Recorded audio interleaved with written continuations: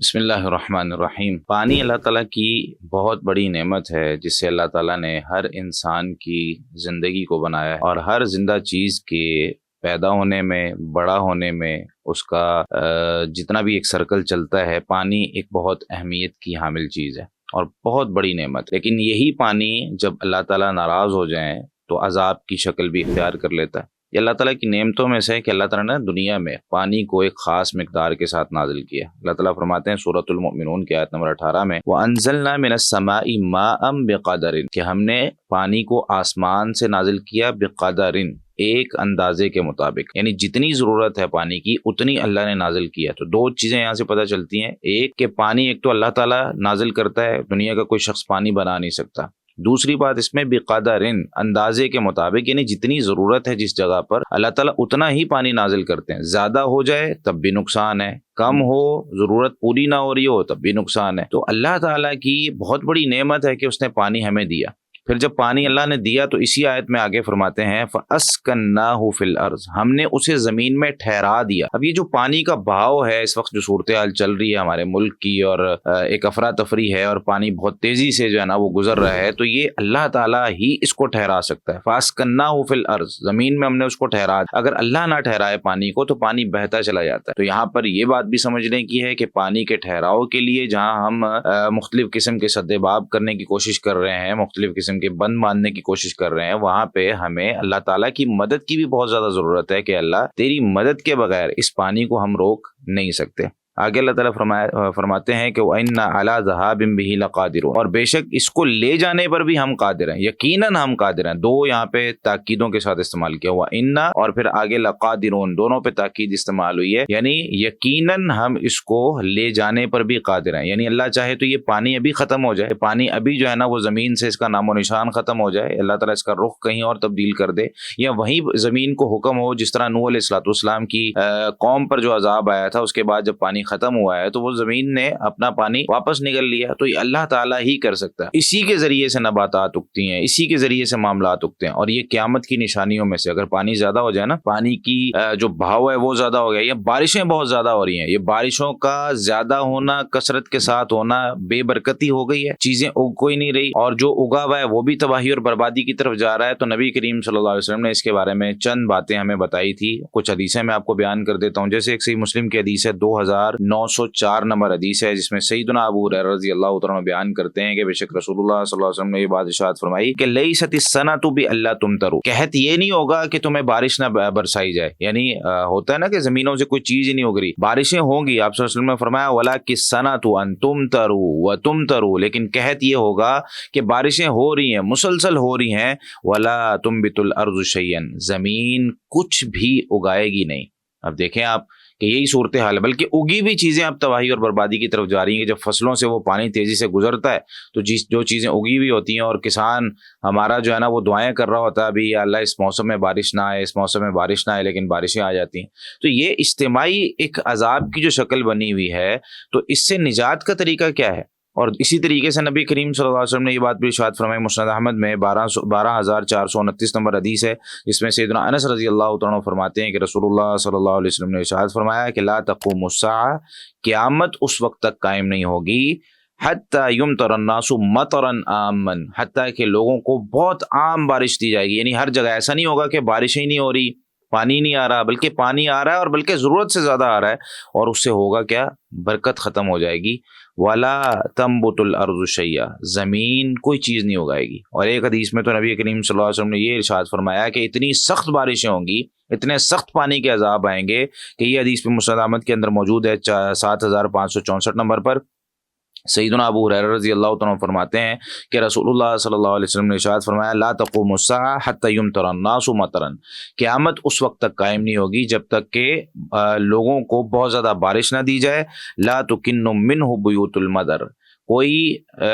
پکی اینٹوں کے جو گھر ہیں وہ باقی نہیں رہیں گے. اتنی بارشیں، اتنا پانی، اتنا سیلاب کہ یہ جو گھر ہیں پکے مضبوط جس کو ہم نے بنایا ہے کہ بھائی ہاں یہ 100 سال چلنے والا گھر ہے، یہ 200 سال چلنے والا گھر ہے، وہ باقی نہیں رہیں گے. وَلَا تُكِنُّ مِنْهُ إِلَّا بُيُوتُ الشَّعْرِ. ہاں کوئی کچے پکے خیمے، کوئی بالوں سے بنے ہوئے، کوئی دھاگے سے بنے ہوئے، اس طرح کے خیمے کہیں آپ کو نظر آ جائیں گے، لیکن پکے گھر سارے کے سارے تباہ ہو جائیں گے. اتنی تیز بارشیں اور اتنا جو ہے نا وہ پانی کا ایک سیلاب ہمارے اوپر اللہ تعالیٰ کی طرف سے مسلط کر دیا جائے گا. تو یہ قیامت کی نشانیوں میں سے. اب ہمیں کرنا کیا ہے؟ دیکھیں جب کوئی عذاب آتا ہے نا اللہ تعالیٰ کی طرف سے، تو اس میں سب سے پہلی بات سمجھنے کی یہ ہے کہ ہم اپنی غلطیاں، اپنی کوتاہیاں ان سے معافی مانگیں. یہ جو صورتحال ہے نا ہمارے معاشرے کی کہ فوری طور پر عذاب آتا ہے تو ہم جو ہے نا وہ اس میں موبائل نکال کے نکل جاتے ہیں کہ یار چلو ہماری انجوائمنٹ ہے، کوئی ویڈیو بنائیں گے، شیئر کریں گے. اور کچھ لوگ تو مومنوں میں خوف و ہراس والا ایک جو ہے نا وہ ایلیمنٹ پیدا کرنے کی کوشش کر رہے ہوتے ہیں کہ یار بس ان کو ڈرا دیا جائے کسی طریقے سے، میری لوگ ویڈیو دیکھیں، اس کو شیئر کریں کہ ہائے فلاں جگہ اتنا سیلاب آ گیا، اتنا آ گیا. میرے بھائی ایک تو جتنی چیز ہوتی ہے اتنی بیان کی ہے، اتنی بیان کرنی چاہیے. دوسری چیز اس میں یہ یاد رکھیں کہ ہر بندے کی یہ ذمہ داری نہیں ہے. تیسری بات اس میں جو یاد رکھنے کی ہے وہ یہ کہ میرے بھائی توبہ اور استغفار والا معاملہ یہ بہت ضروری ہے. آپ نے سورہ یونس پڑھی ہے، سورہ یونس کی آیت نمبر 98 میں آپ دیکھیں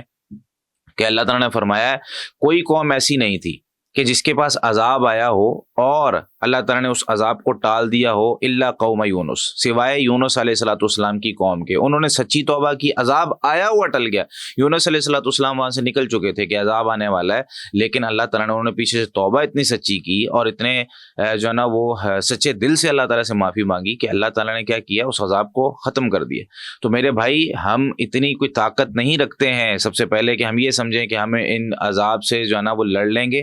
پہلی بات. دوسری بات تو ہمارے پاس اتنے اسباب نہیں ہیں کہ ہم ان لوگوں کی بعد میں مدد کر سکیں. یہاں پہ وہ حدیث بھی یاد رکھنی چاہیے صحیح بخاری کے اندر موجود ہے 3059 نمبر پر، جس میں سیدنا عمر بن خطاب رضی اللہ تعالیٰ عنہ کے دور میں ایک ان کا غلام تھا، آزاد کردہ غلام، جس کا نام تھا ہنئی. اس کو نا انہوں نے ایک چراغاہ پر ایک امیر مقرر کیا انہوں نے، اور ان کو پھر جو نصیحتیں کی ان میں سے ایک نصیحت یہ تھی کہ مسلمانوں کے لیے نا خاص طور پہ جو غریب مسلمان ہیں ان کے لیے اپنا پہلو نرم رکھنا. جب وہ تیرے پاس آئے نا تو ان کی ضرورتیں پوری کر دینا، وہیں ان کے جانور جو ہے نا وہ تیرے پاس کھائیں پئیں اور ان کے جانور ہٹے کٹے ہو جائیں اور یہ اپنی ضرورتیں ان جانوروں سے پوری کرتے رہیں. ایسا نہیں ہونا چاہیے کہ تیرے پاس جو ہے نا وہ کوئی جانور آئے اور تو اس کو کھلانے پلانے اور اس کو کچھ دینے کے لیے وہاں پہ جو ہے نا تیرے پاس کوئی چیز ہی نہ ہو. تو پھر بعد میں ظاہر سی بات ہے وہ میرے پاس آئیں گے. جب میرے پاس وہ اپنی شکایتیں لے کر آئیں گے اور ان کے جانور بھوکے پیاسے مر جائیں گے تو یہاں پہ الفاظ چیک کریں وہ کیا کہتے ہیں. وہ کہتے ہیں کہ فالماء والکلأ ایسر علی من الذهب والورق، بعد میں ان کو سونا چاندی دینا پڑے گا. تو اس سے پہلے ان کے لیے گھاس کا انتظام کرنا، پانی کا انتظام کرنا یہ میرے لیے زیادہ آسان ہے. تو میرے بھائی یہ بات حکومتوں کو سمجھنے والی ہے. اور یہاں پر جو ہمارے لوگ یہ سمجھتے ہیں نا کہ یار بعد میں ہم کر لیں گے، بعد میں ہم جو ہے نا وہ معاملات ہمارے سارے سیدھے ہو جائیں گے، اس طرح نہیں ہوتا ہے. جو عقل مند بندہ ہوتا ہے نا وہ پہلے سے تیاری کر کے بیٹھا ہوتا ہے کہ یار میں جو اتنا بڑا نقصان اٹھاؤں گا اس سے پہلے میں تیاری کر کے بیٹھ جاؤں. تو یہ عمر بن خطاب رضی اللہ تعالیٰ عنہ سے ہمیں حکمرانی کے اصول بھی جو ہے نا وہ سیکھنے چاہیے کہ بھائی کس طریقے سے ہم بعد میں اس کو کہا، یعنی ہم اتنے طاقتور تو ہیں نہیں کہ ہم اس سے لڑ پائیں اور ہم جو ہے نا وہ اس کو برداشت کر پائیں کہ بھائی ہمارا گھر، ہماری ہر چیز جو ہے اور جمع پونجی پوری زندگی کی ساری تباہی اور بربادی کے جو ہے نا وہ دھانے پہ کھڑی ہو، یا تباہی اور بربادی جو ہے نا وہ پانی اس پہ پھیر کے چلا جائے اور ہم بعد میں مسکرا رہے ہوں. اور اسی طریقے سے وہ لوگ جن تک یہ پانی ابھی تک نہیں پہنچا ہے اور ان کو لگتا ہے یار ہم تک نہیں پہنچے گا، ہم سیف ہیں، گزر گیا آگے، ان لوگوں سے بھی یہ درخواست ہے کہ بھائی اجتماعی عذاب جو ہے نا وہ کسی صورت آج اگر آپ پہ نہیں آیا تو کل آ سکتا ہے، کوئی دوسرا عذاب آ سکتا ہے. اس کا یہ مطلب نہیں ہوتا اگر پانی گزر گیا ہے تو ہم جو ہے نا وہ اس کو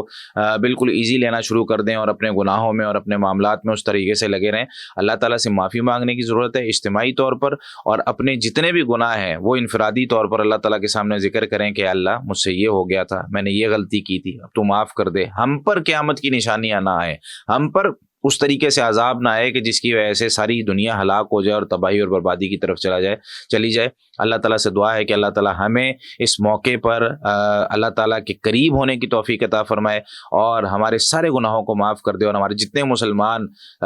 کسی بھی جگہ میں، کسی بھی علاقے میں وہ پانی کے عذاب میں یا کسی بھی قسم کی مشکلات میں ہیں، اللہ تعالیٰ ان سب کو وہاں سے نکال دے. اور خاص طور پہ جہاں پہ بھی کہیں مسلمانوں پر ظلم کیا جا رہا ہے، زیادتی کی جا رہی ہے، اللہ تعالیٰ ان کو بھی اپنی خاص رحمت رحمت سے ان مشکلات سے نکال دے۔ اے اللہ ہم میں اتنی طاقت نہیں ہے، تو ہماری مدد فرما۔